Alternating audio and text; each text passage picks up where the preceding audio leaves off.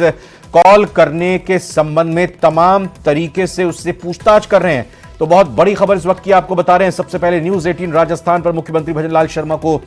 जान से मारने की धमकी देने का यह मामला सामने आया है, जिसमें कॉल करने वाले की लोकेशन ट्रेस कर ली गई है। पता लगा लिया गया है कि किसने कॉल की है और कहां से कॉल की है, और उसको फिलहाल अभी हिरासत में भी ले लिया गया है, या यूं कहें कि वो वैसे ही जेल में बंद है पहले से ही। दरअसल सेंट्रल जेल के अंदर की उसकी ये लोकेशन मिली है। अब ये तो देखना होगा कि जेल के अंदर वो कैदी है, विचाराधीन कैदी है या कोई और है, लेकिन सेंट्रल जेल के अंदर की लोकेशन मिली है। पॉक्सो एक्ट की, हाँ, ये भी जानकारी निकलकर सामने आई कि वो कैदी ही है और पॉक्सो एक्ट की सजा काटने वाला यह कैदी है जिसने ये धमकी दी है। तो साफ तौर पर अब कई सारे सवाल खड़े हो जाते हैं कि सेंट्रल जेल के अंदर इस कैदी के पास मोबाइल कहां से आया, सिम कार्ड कहां से इसने बंदोबस्त किया, मुख्यमंत्री को धमकी देने के पीछे के कारण क्या है, ये शरारत है या किसी तरह की साजिश का हिस्सा है। पुलिस कंट्रोल रूम को बाकायदा इस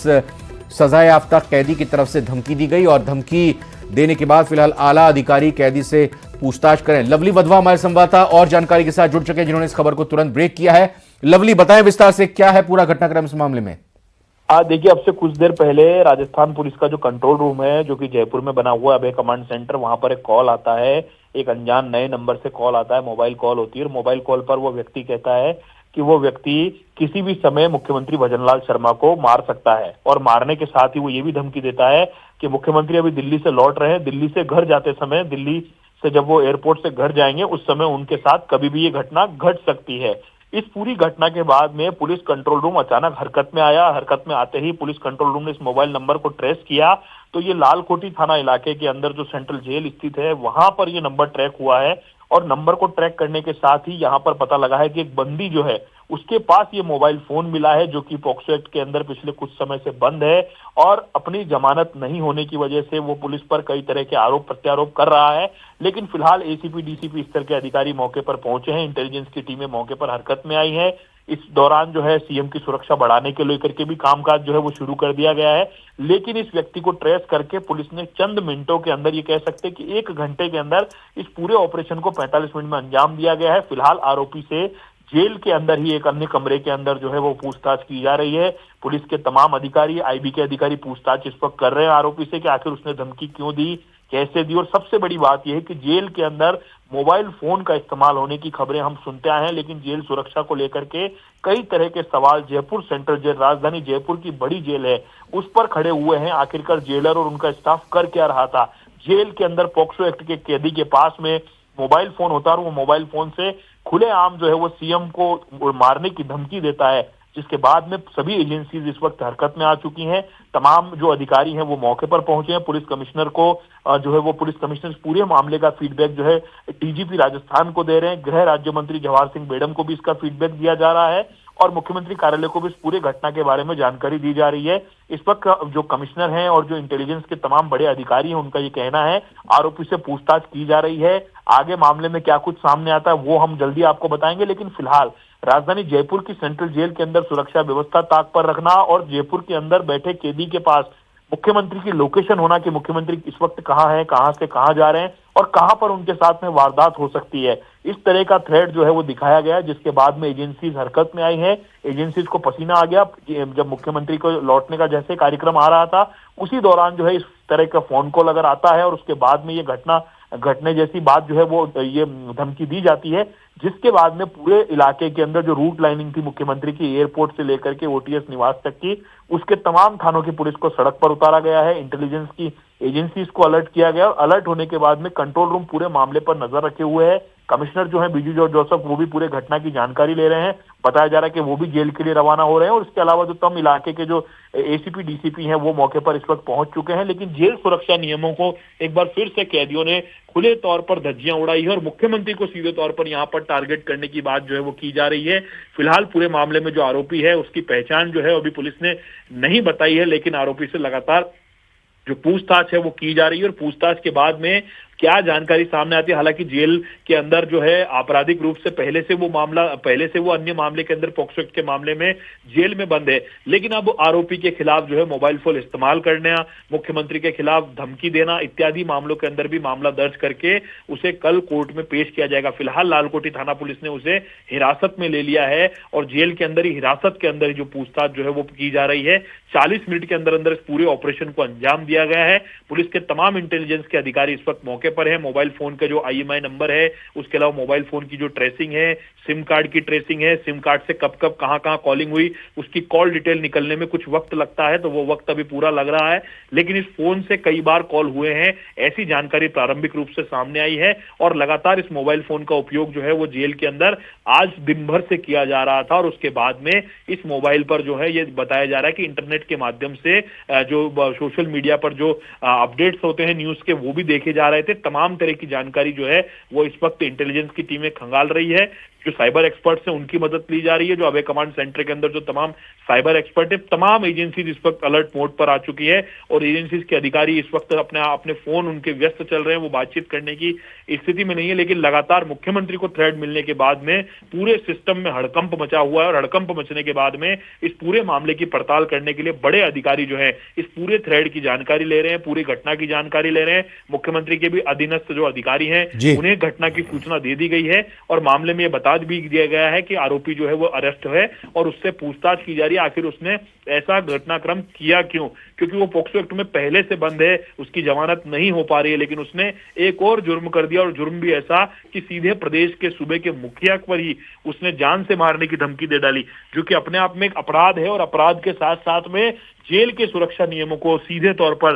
धज्जियां उड़ती हुई यहां पर नजर आ रही है कि जेल के अंदर जो सुरक्षा के इंतजाम है वो नाकाफी हैं और जेल के अंदर मिलीभगत का जो खेल जिसकी बात हाल ही के दिनों में मुख्यमंत्री ने भी बैठक में कहा था कि जेल सुरक्षा एक बड़ा मुद्दा है राजस्थान के लिए, जेल के अंदर व्यापक इंतजाम होने चाहिए, गृह विभाग की बैठक में ये कहा गया था। लेकिन उन्हें नहीं पता था कि जेल से उन्हें ही धमकी जो है वो देने का काम एक कैदी करने जा रहा है। और जयपुर की सेंट्रल जेल जो कि सबसे बड़ी जेल है, जयपुर अजमेर की जो जेल है वो बड़ी जेल है, हाई सिक्योरिटी जेल मानी जाती है। हालांकि ये जेल शहर के बीचों बीच में स्थित है, लेकिन हाई सिक्योरिटी जेल इसे माना जाता है। यहाँ पर जैमर से लेकर के तमाम बड़े पैसा खर्च करने वाले इंतजाम यहाँ पर किए गए हैं, लेकिन ग्राउंड पर आज कुछ और नजर आ रहा है। जब मोबाइल फोन कॉल की लोकेशन ही जेल के अंदर आ रही है तो पुलिस में हड़कंप मचा हुआ है। पुलिस का जो सिस्टम है उस पर एक बार सवाल खड़ा हुआ है कि आखिरकार जेल की सुरक्षा व्यवस्था संभालने वाली जो एजेंसी है, जेल सुरक्षा की जो एजेंसी है, जेल सुरक्षा के जो DG, ADG और तमाम जो बड़े अधिकारी जो बड़े बड़े दावे करते हैं, बड़े बड़े दावे करने के साथ ही वो जेल का राउंड लेते हैं, वहां पर एक बड़ा सवाल खड़ा हुआ है रविंद्र। और इस वक्त जो है आरोपी जो है उसकी पहचान जरूर नहीं बताई गई है, वो बताई जाएगी, लेकिन आरोपी से इस वक्त टीमें जो है वो लगातार पूछताछ कर रही है। और CM सिक्योरिटी ने भी मुख्यमंत्री की सुरक्षा बढ़ाने का जो काम है वो किया है। कोशिश यही की जा रही है कि इस पूरे मामले का पर्दाफाश जो है चंद घंटों के अंदर ही कर दिया जाए। जी बिल्कुल साफ तौर पर जैसा आपने बताया भी कि ये जो आरोपी है, ये या यूं कहें कि इस मामले का जो आरोपी है वो पहले से ही सजा याफ्ता है। उसने पुलिस कंट्रोल रूम को ये फोन किया था। हाँ, देखिए, पुलिस कंट्रोल रूम के नंबर पर ये फोन कॉल जाता है। पहले यह व्यक्ति फोन कॉल करता है, फोन कॉल को करने के बाद में फोन काट देता है, लेकिन लगातार 2-3 बार फोन कॉल करने के बाद में तीसरे फोन कॉल में बताया जा रहा, तीसरे या चौथे फोन कॉल में सीधे कॉल पर कहता है कि मैं राजस्थान के मुख्यमंत्री भजनलाल शर्मा को किसी भी वक्त जान से मार सकता हूं। और ऐसी धमकी देने की बात जो है वो सामने आई। और उसके बाद वो ये भी कहता है कि तुम्हारे मुख्यमंत्री जो कि दिल्ली से आ रहे हैं, उन्हें जयपुर दिल्ली से आने के बाद में एयरपोर्ट से घर के बीच में मैं कहीं भी उनको उड़ा दूंगा, और उनको अगर यहां नहीं उड़ा पाया तो कितना बचा सकते हो तो बचा लो, नहीं तो उनको घर जाकर के उड़ा दूंगा। इस तरह का थ्रेड जो है वो दिया जाता है, जिसके बाद में एजेंसीज उस फोन कॉल को कंटिन्यू चालू रखती है। और ये कहना होगा साइबर एक्सपर्ट का, जो वहां पर कंट्रोल रूम के अंदर जो नुमाइंदे मौजूद थे, उन्होंने चालू फोन कॉल में ही उसको ट्रेस करना शुरू किया। उसके बाद में तमाम लोकेशंस को ट्रेस करने का काम किया गया। 30 से 40 मिनट का वक्त जरूर लगा, मगर मौके पर जो है वो पुलिस को भेज दिया गया, लोकेशन को ट्रेस किया गया। और सबसे बड़ी बात यह, जेल की लोकेशन आने के बाद में, क्योंकि घटनाक्रम बड़ा गंभीर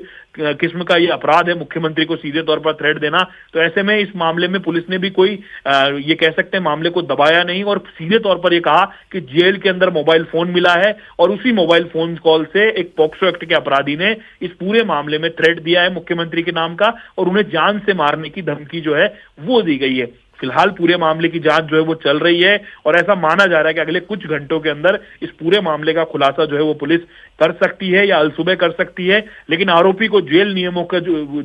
की धज्जियां उड़ाने के सिलसिले में गिरफ्तार कर लिया जाएगा और कल कोर्ट में भी पेश किया जाएगा। लेकिन सवाल उन जेल के अधिकारियों पर उठता है, उनका क्या होगा जो सफेद पोश होकर के बड़े बड़े दावे करते हैं, बयान देते हैं कि जेल के अंदर सुरक्षा बहुत पुख्ता है, जेल में परिंदा भी पर नहीं मार सकता। लेकिन यहां पर तो स्मार्टफोन मिला है, मोबाइल के अंदर सिम मिली है और उस मोबाइल फोन से पॉक्सो एक्ट के एक अपराधी ने मुख्यमंत्री को जान से मारने की धमकी दी है। यानी जेल के जो नियम है वो किस तरीके से हवा हवाई हो रहे हैं सरकार की नाक के नीचे। सरकार के लिए भी सोचने का विषय है, सत्ता के अंदर बैठे तमाम लोगों के लिए सोचने का विषय है कि आखिरकार पुलिस का जो सिस्टम है, जो जेल को संभालता है, आखिरकार वो क्या कर रहा है। क्या निगरानी नहीं थी जेल के अंदर? बताया जा रहा है मोबाइल फोन पूरे दिन भर से उपयोग में आ रहा था। कल की कॉल डिटेल जो है वो थोड़ी देर बाद निकलेगी, लेकिन प्रारंभिक जो कॉल डिटेल है उसमें ये सामने आया कि ये मोबाइल फोन जो है वो आज चल रहा था पूरे दिन भर से और लगातार एक ही लोकेशन से इस मोबाइल कॉल फोन से कई सारे कॉल किए गए, जिसमें पुलिस कंट्रोल रूम के कॉल भी हैं और पुलिस कंट्रोल रूम को कॉल करने के साथ साथ में मुख्यमंत्री को धमकी देने वाला जो कॉल है वो भी इसी मोबाइल फोन से किया गया है। फिलहाल आरोपी जो है उससे पूछताछ की जा रही है और ऐसा माना जा रहा है कि कुछ देर के अंदर पुलिस इस मामले के अंदर जो है कोई ना कोई खुलासा जो है वो कर सकती है। लेकिन हम आपको बता दें कि इस पूरे मामले में जो कमिश्नर है बीजू जॉर्ज जोसेफ वो काफी गंभीर नजर आ रहे हैं। सरकार पूरी गंभीर है क्योंकि सीधे तौर पर मुख्यमंत्री का जो है वो मुख्यमंत्री को धमकी देने का मामला है और उसको लेकर के लगातार जो है वो लगातार कोशिश की जा रही है कि आरोपी ने ऐसा कृत्य आखिरकार किया क्यों। प्रारंभिक तौर पर जो जानकारी मिल रही है मुझे लगातार बातचीत करते हुए वो ये है कि जो कैदी है सजा काट रहा था लेकिन जमानत नहीं होने से खफा था और परेशान था पुलिस के रवैये से। आखिरकार पुलिस ने उसके साथ क्या किया क्या नहीं किया ये जांच का विषय है, लेकिन मुख्यमंत्री को थ्रेट देना अपने आप में एक बड़ा अपराध है और बड़े अपराध की सजा जो है वो भुगत रहा है आरोपी। लेकिन जेल के अधिकारियों के खिलाफ भी कार्रवाई कब होगी, कैसे होगी, इसका भी इंतजार रहेगा और हम सवाल भी खड़े करेंगे कल तमाम अधिकारियों के सामने। आखिरकार जेल के अंदर मोबाइल फोन पहुंचा कैसे और पहुंचा तो इस आरोपी ने उस मोबाइल फोन को उपयोग किया और जेल की जो ये कह सकते हैं जहां पर जैमर की टेक्निक है, लाखों करोड़ों रुपए खर्च करने की जो जैमर टेक्निक है, जिसे कई बार बताया जाता है कि यहां पर जैमर है, काम नहीं करता है, सुरक्षा नियम है, अंदर कैमरा अलाउड नहीं है, आप अंदर नहीं जा सकते, लेकिन वहां पर मोबाइल फोन चल रहा है। अपने आप में ये बड़ा सवाल है। पूर्व में भी कई बड़े अपराधियों के इंटरव्यू जेल से बाहर आए हैं, कई वीडियोस बाहर आए हैं,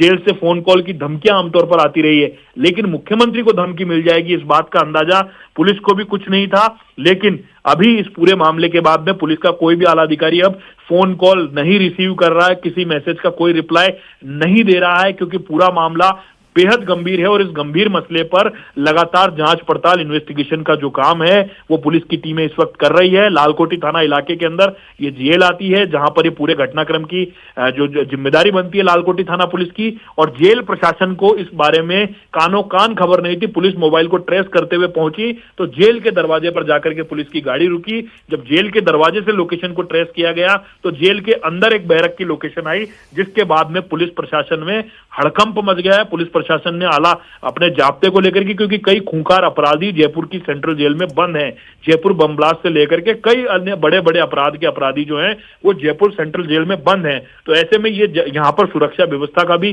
खास ध्यान रखना था, वो भी उस समय जब सूर्यास्त के बाद में जेल के अंदर परिंदा भी पर नहीं मारता के दावे किए जाते हैं। जी बिल्कुल लवली, बहुत बहुत धन्यवाद आपका इस बड़ी खबर पर विस्तार से जानकारी देने के लिए, इस खबर को ब्रेक करने के लिए। फिलहाल इस बुलेटिन में अभी इतना ही, लेकिन